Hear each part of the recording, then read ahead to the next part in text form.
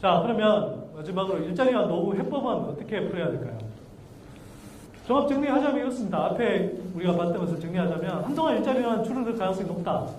그리고 기업가 일자리의 수명이 짧아진다. 반면에 인간의 수명은 길어진다.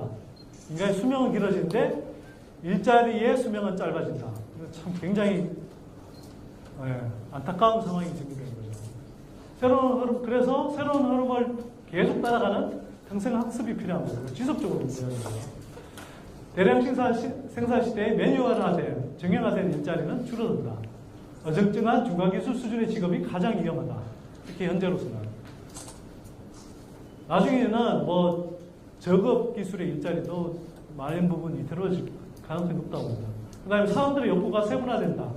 뭐 SNS 같은 것들이 발달하면서 이 일종의 롱테일 법칙이 작용하는 거죠. 끝까지 정말 수요가 조금씩은 있나.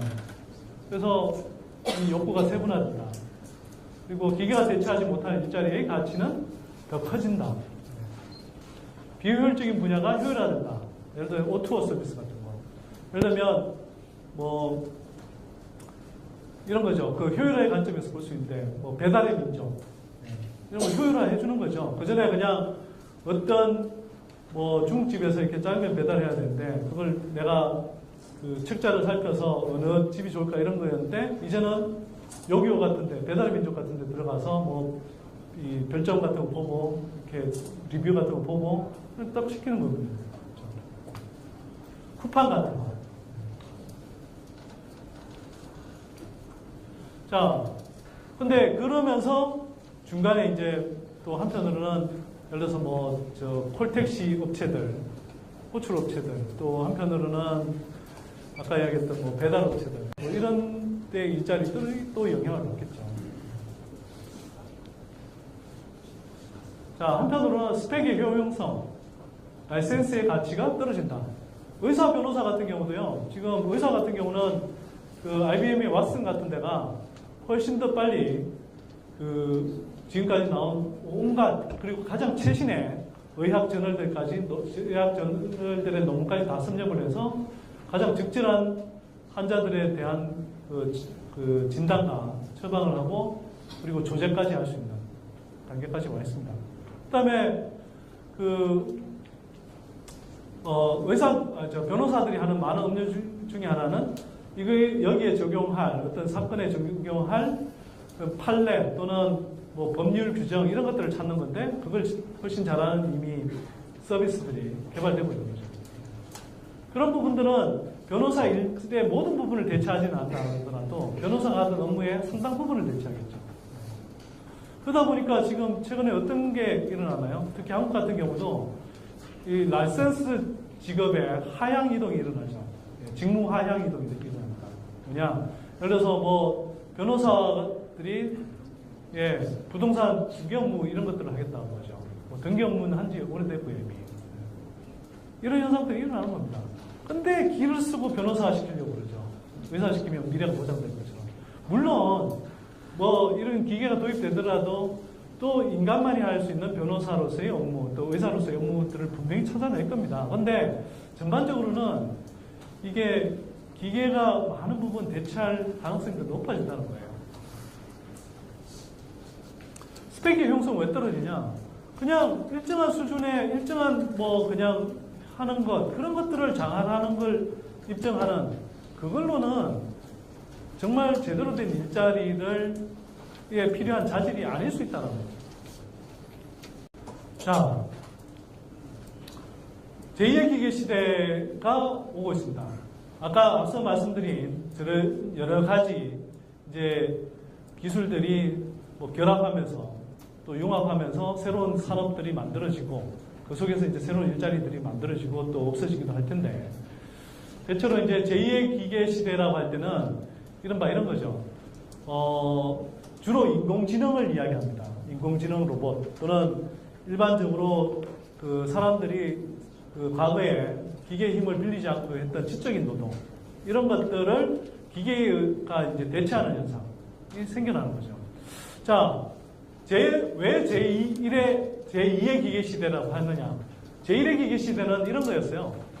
뭐 산업혁명 당시에 그 방직기계 같은 게 전기기관 또 나중에 이제 전기를 이용한 그런 뭐 방직기계 같은 것들이 도입이 되면서 많은 노동자들이 쫓겨났죠.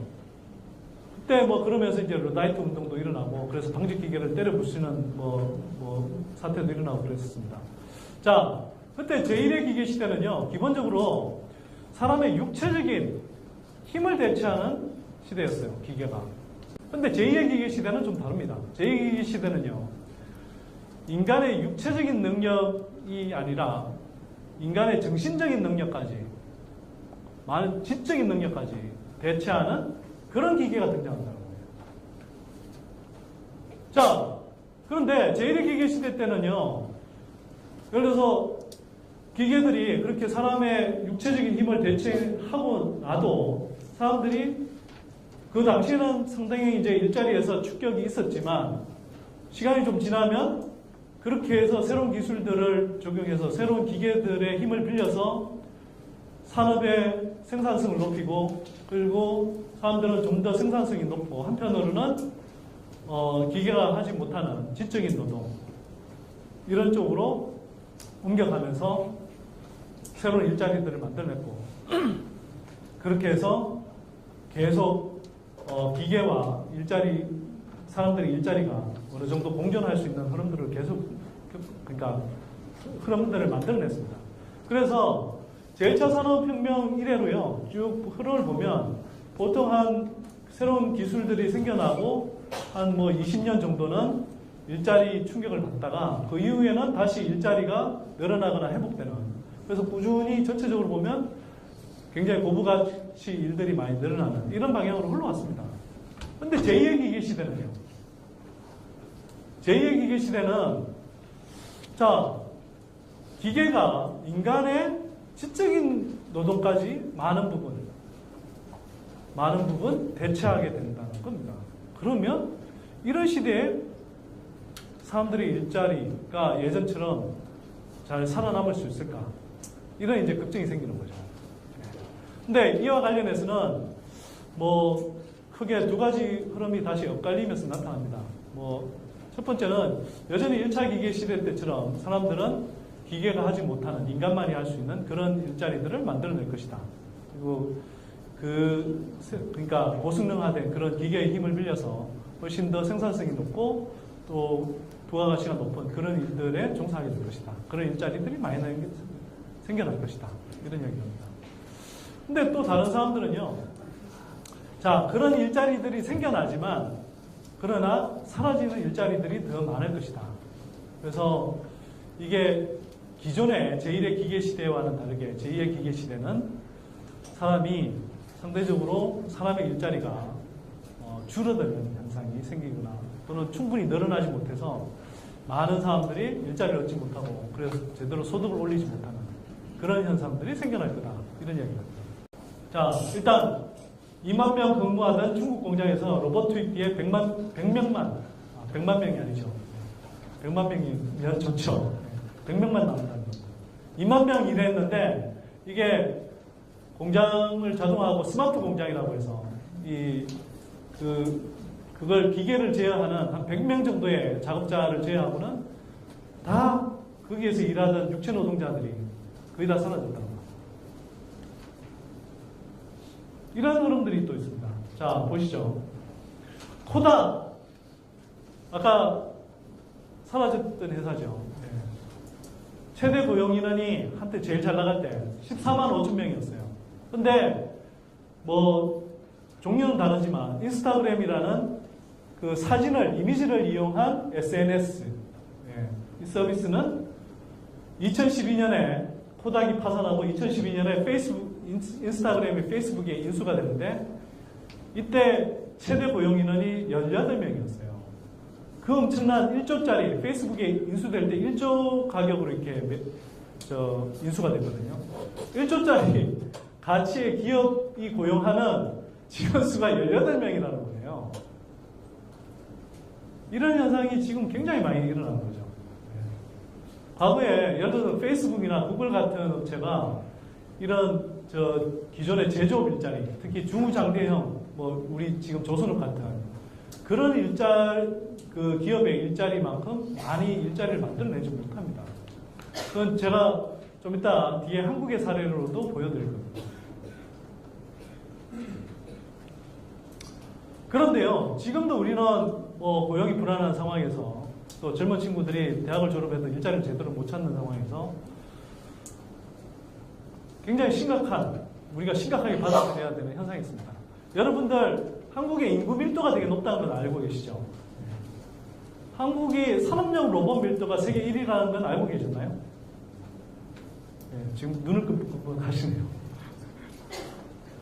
그 말씀하시니까 일부러 끔뻑끔뻑 하시는 것 같기도 하고, 아니죠? 네. 한번 보십시오. 이게 인구, 직원 10,000명당 산업용 로봇 숫자인데요. 한국은 약 400명 가까이 되고요. 그 다음에 일본, 독일, 스웨덴, 이탈리아 뭐 이런 식입니다.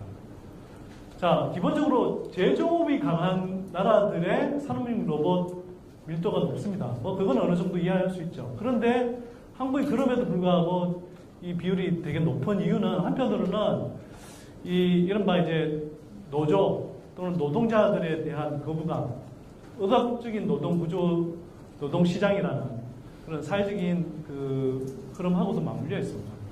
또 한편으로는 저렇게 산업용 로봇들을 도입할 때 뭐 일정하게 이제 저항하거나 견제할 수 있는 뭐 사회적인 힘 또는 제도적인 장치 이런 것들이 전혀 없는 거죠. 그러다 보니까 지금 산업용 로봇 밀도가 가장 높은 거예요. 그래서 한편으로는 스마트 공장이 도입되고 생산성이 높아지는 것은 좋은데 한편으로는 그렇게 되면 거기에서 일하던 많은 일자리들이 사라진다는 거예요. 그리고 거기에 달린 생계가 사라지고 가족들의 삶이 데려가진다는 거 이런 게 문제겠죠. 그런데 여기서 그치지 않고요. 고급 산업용 로봇 도입에 따른 인건비 절감률을 2025년 기준으로 한번 예측을 해봤습니다. 그랬더니 역시 한국의 인건비 절감률이 33%를 가장 높고요. 세계 평균 인건비 절감률의 2배 정도 됩니다. 지금도 산업용 로봇에 따른 인건비 절감률이 높은 수준인데 향후 한 10년 정도 더 지나도 세계적으로 가장 높은 비율로 기계가 인간의 일자리를 대체할 거라는 전망이 나옵니다. 아까 이제 제가 말씀드린 대로 산업혁명이 개시되고 나서 처음에는 이렇게 뭐 주춤했지만 지나고 나면서 일자리도 늘어나고 임금 수준도 올라가고 그래서 기계와 사람이 공존하는 흐름을 말씀드린 거고요. 그런데 아까도 말씀드렸다시피 제2의 기계 시대에는 지금 좀 다른 흐름이 나타나지 않을까라고 우려하는 게 이런 겁니다.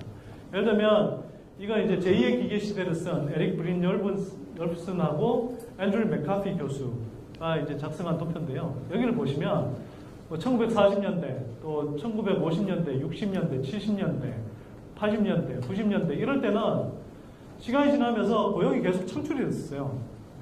근데 2000년대 들어와서는요, 예전처럼 고용이 늘어나지는 않습니다.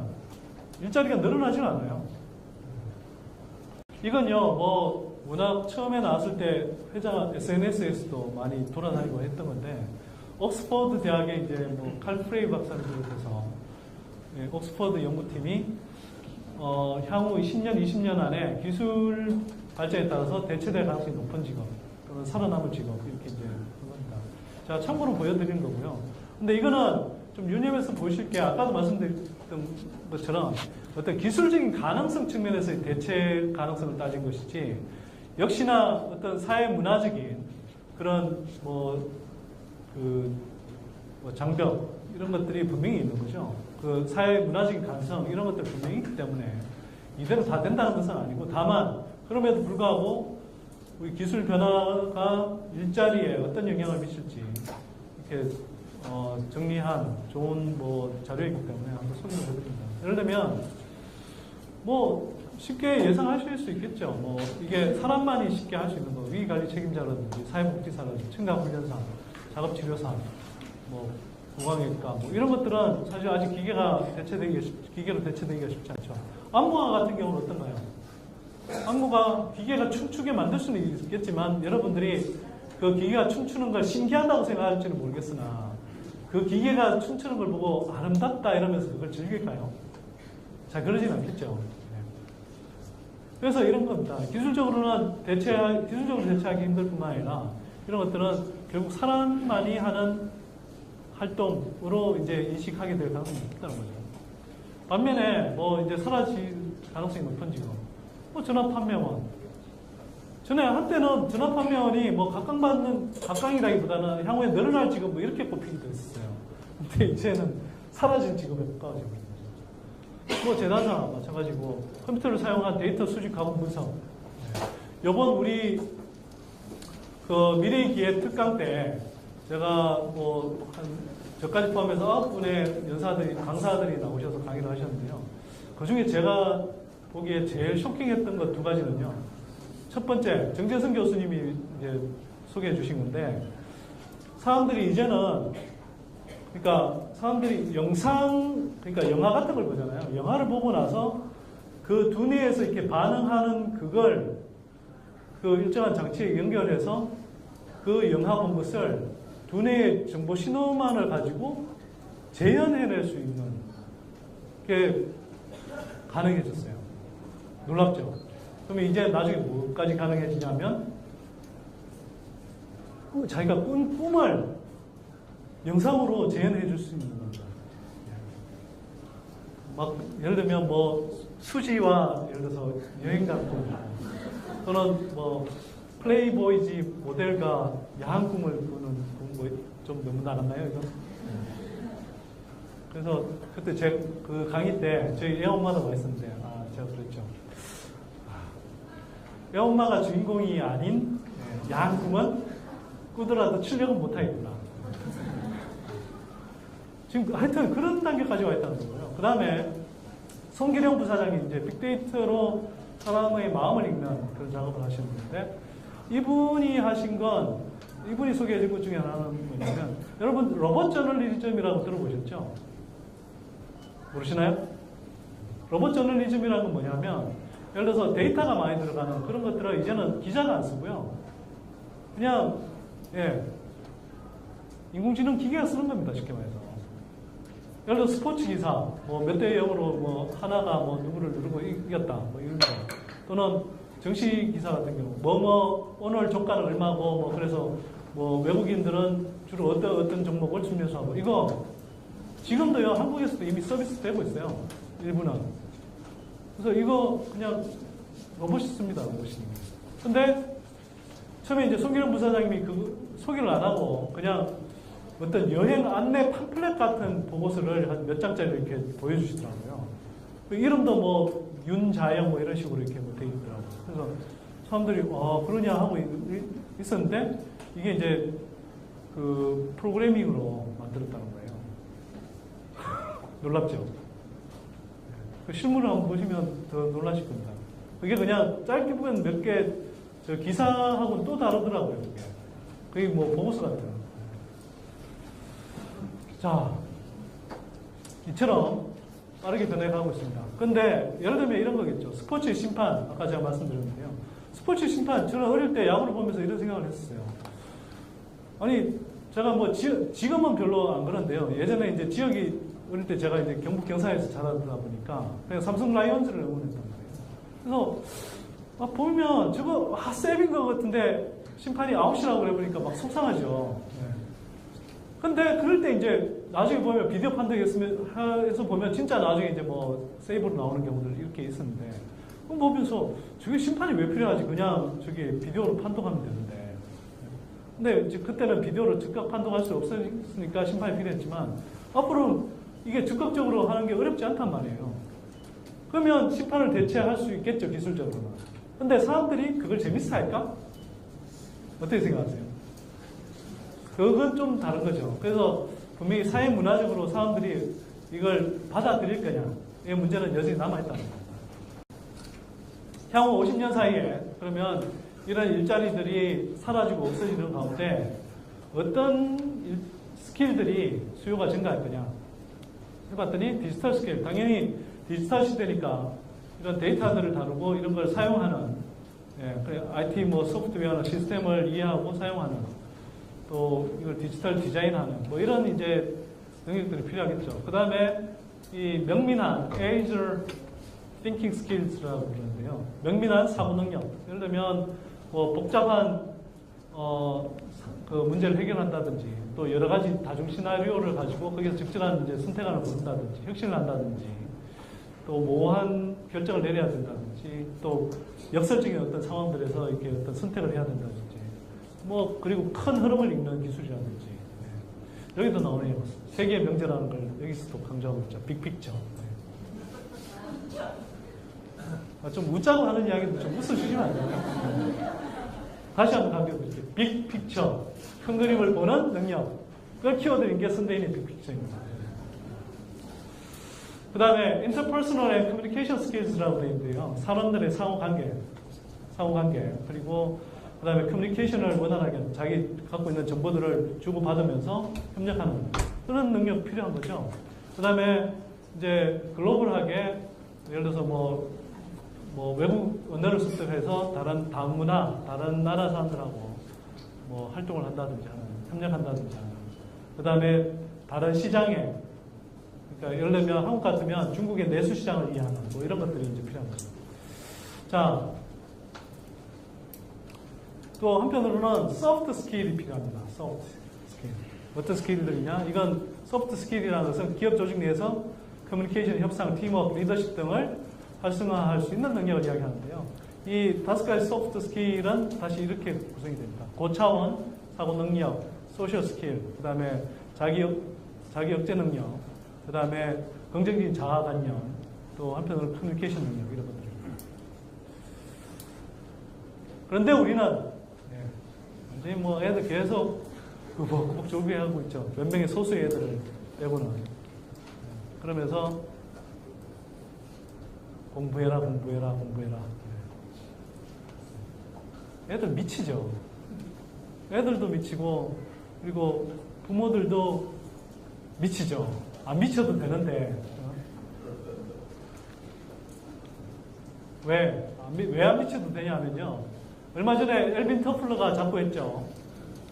엘빈 터플러가 18년 전에 이런 이야기를 했습니다. 한국 학생들은 미래에 필요하지 않은 지식과 존재하지도 않을 직업을 위해 하루 15시간씩 공부하고 있다.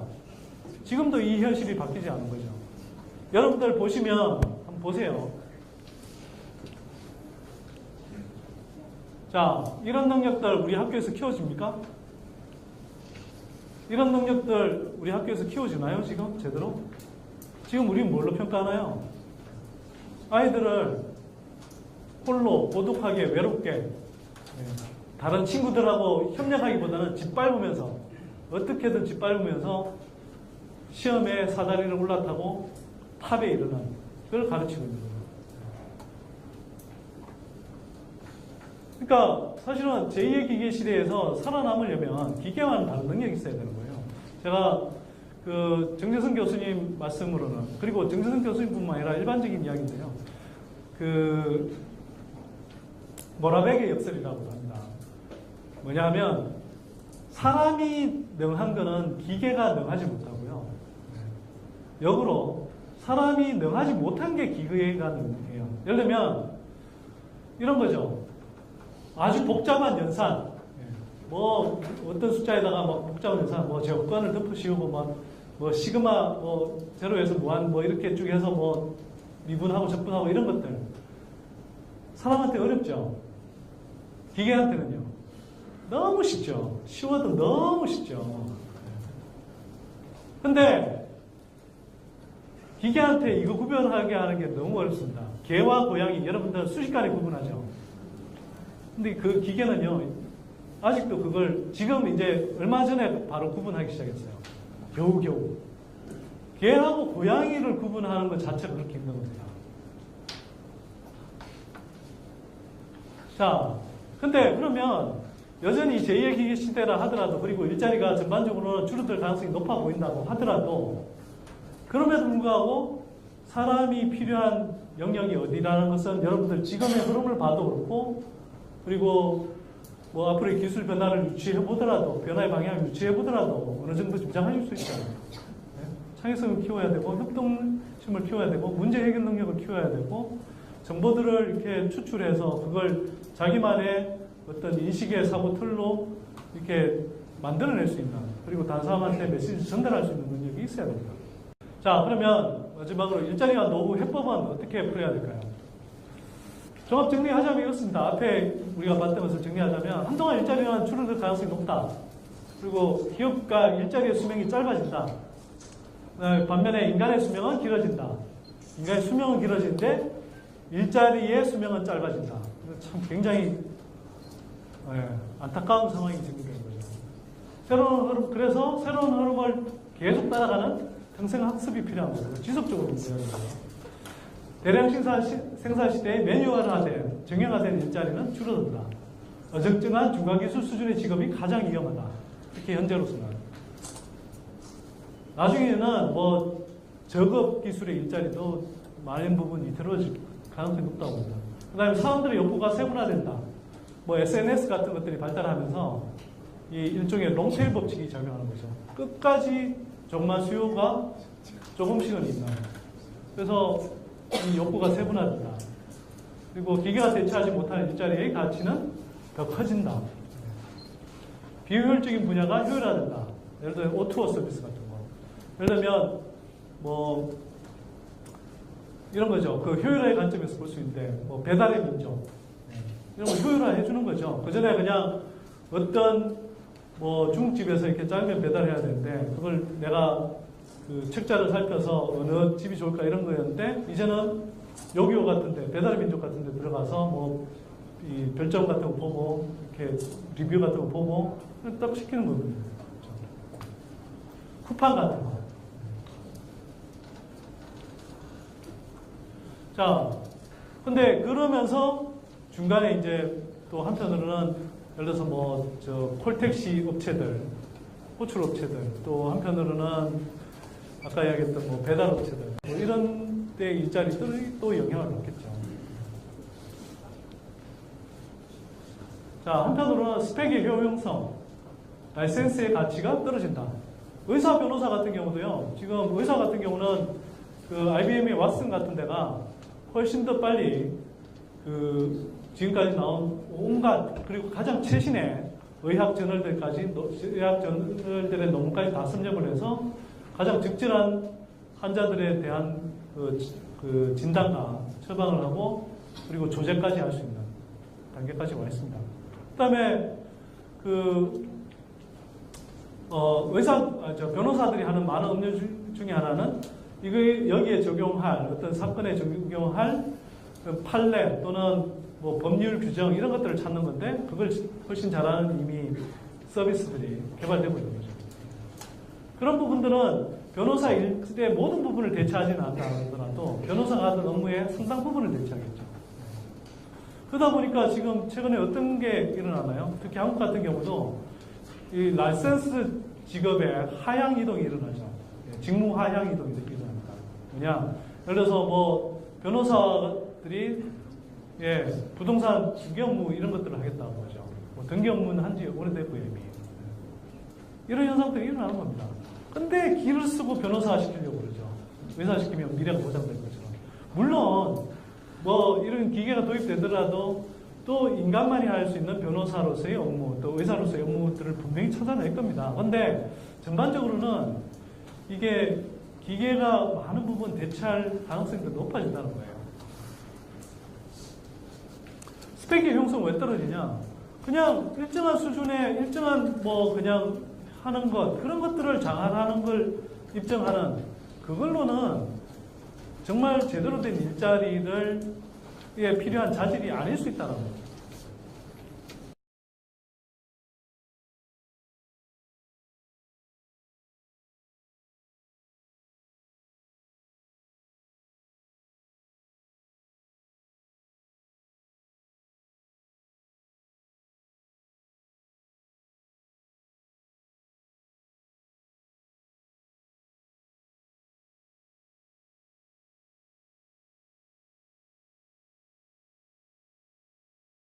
온갖 그리고 가장 최신의 의학 저널들까지 의학 저널들의 논문까지 다 섭렵을 해서 가장 적절한 환자들에 대한 그 진단과 처방을 하고 그리고 조제까지 할 수 있는 단계까지 와 있습니다.